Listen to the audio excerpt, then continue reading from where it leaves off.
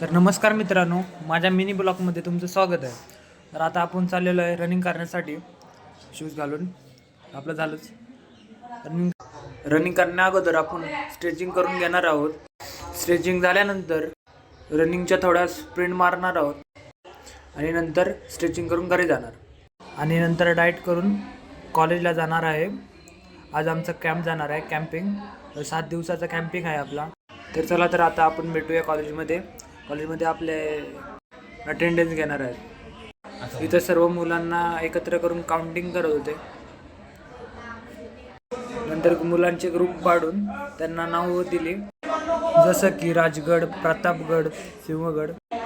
आणि नंतर मोठ्या सरांच्या हातातून कॅम्पिंगचं उद्घाटन झालं व पूजा करून आम्ही गाडीत बसलो।